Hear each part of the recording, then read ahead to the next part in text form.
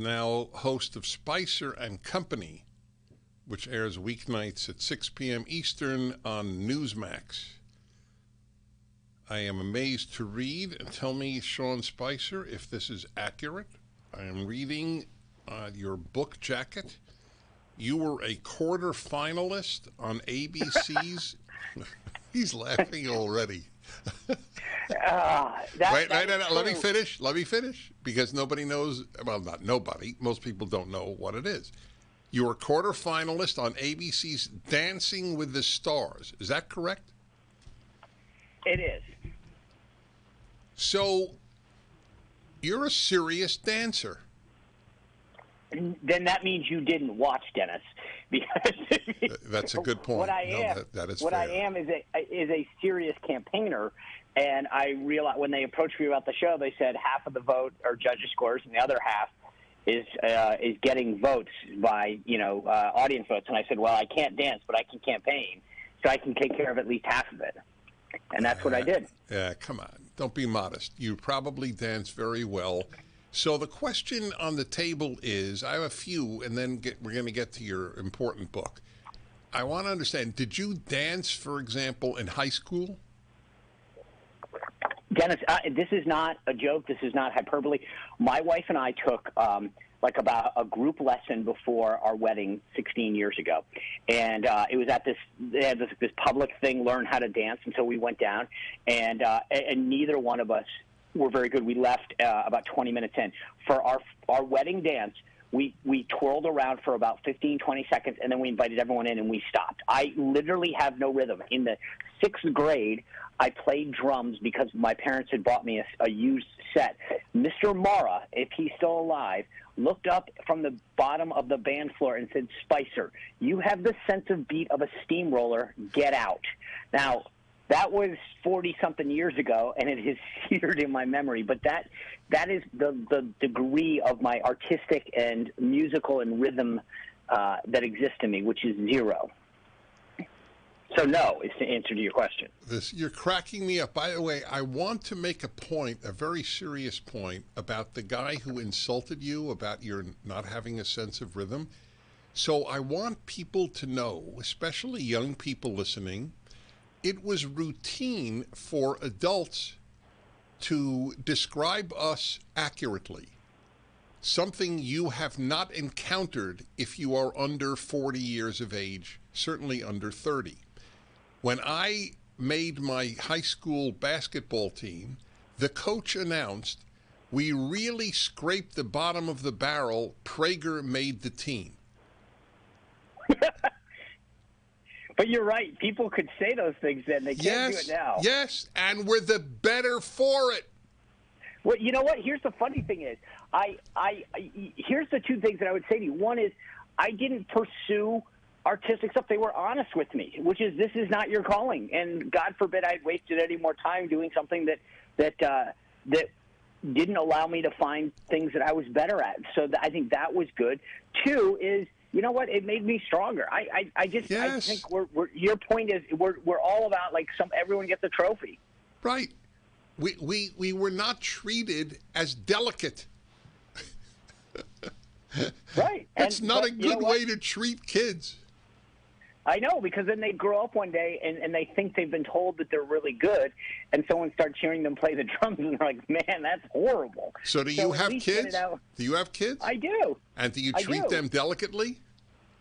No, I tell them when they played well, I tell them they played well, and then when they don't, I'll say, "Hey, I know you tried, but that wasn't your best outing, and we're going to try again, and we're going to work harder, and we're going to go out and practice." But that's what I want them to know, is that you don't have to win every time. You can try harder. Sometimes, frankly, it's not even a question of trying hard. There are things you're not good at. Yes, that's correct. And right. You know what? But there is something that you are good at. That's right. Both are true. That's exactly right. It was funny. I was in college, and this is the example I give a lot of young people. I was going off to Washington, D.C. for a semester, and I took this internship. It was called at the time the Government Affairs Institute or something. And a guy who had just come back at my college a year ahead of me had suggested it. He said, "I had a wonderful internship. You would love it."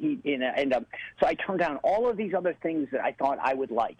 and I finished the internship, and I wrote my final paper on why I hated my internship, and I got an A. And the point that I tell people is what I learned is that what he liked wasn't what I liked, Right. and that sometimes finding out what you don't like Yes, is or as what you're important as and what finding you're out- not good at. Right. And I didn't. Right. He was a researcher. Well, this is great stuff. Sean Spicer's new book is I Do Not Have Rhythm, and it was That's the next one. actually the book just come out is very important. Radical Nation, Joe Biden and Kamala Harris's dangerous plan for America. And he is exactly the person to write such a book. So let me ask you about these two. Here's my bottom line, and you may differ, and I beg you to differ if you do. And this is my bottom line. It is irrelevant what Democrat is president or what Democrat is vice president. They are interchangeable in their leftism. That's my position. I disagree. Good. I'm glad. Go ahead. So, look, I agree prior to Joe Biden, and part of the point of the book is this. I think all of us thought that Joe Biden would stay in the guardrails of a Democrat, meaning that he was going to be what Clinton and Obama were and be a little bit to the left of, on the left side of the road, but within the guardrails. Joe Biden understands something, which is that time is short. He has a Democratic Senate and a Democratic House. He wants to cement the legacy to say, to Barack Obama, you may have been the first black president, but I will be the most progressive president ever. That's what I promised the American people. And he gets it. He wants to outdo FDR. And you will have a string of Democratic presidents going back through history, and people will study them and remember them. What Biden wants is a legacy, and his legacy is big government. He wants to have more programs, more spending. And I argue in the book, that's why I call it Radical Nation, not just leftist nation. It's a radical nation. They want to make D.C. a state, pack the courts, allow people over the southern border, enact more and more spending. And we're talking trillions of dollars of spending in one bill. This is not John Kennedy. This is not Bill Clinton. This is Joe Biden trying to cement a progressive legacy that will be admired for decades, if not generations, by folks on the left. And he gets it. Understand this, Dennis, that when he said he would be the most progressive president ever, 3 Fridays ago, in an interaction with the press, he said this, quote, "If we pass my 1.2 and 3.5 pieces of legislation, we will fundamentally transform the structure and nature of the economy." That's not tinkering around. Transform. Who asked for this? I didn't. I don't even think most Democrats did. No one wanted to transform the structure and nature, but he understands this. If he does it, if more people become addicted to government, which is what he wants, then he will have fundamentally transformed something that will be part of his legacy forever. Well, that was a very thoughtful response. So let me. That means a lot coming from you. I mean, knowing your videos and how well you think about things, to even somewhat impress you is quite an honor. That's very sweet of you to say. So it does, though. So let me pursue it. So. Okay. Let us say Nancy Pelosi were president. Would things be different? Maybe, in the sense that Pelosi wants deals. She'll go incrementally to the left. But I think that Biden has waited his whole life to be president, and that he has dreamed of a legacy. I don't know that Pelosi, I mean, she's never even hinted at running for president. Granted, it's way past her time. But I think that she is more of an institutionalist. She wants to grow government, sure, but I don't think she's ever thought to herself, I want to go down in history as the most progressive. No, it's a very interesting response.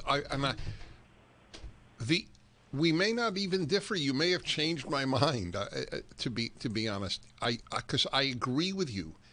I think he stands for nothing except for making a name, and to make a name as the most quote-unquote progressive president in history is something that apparently is important to him.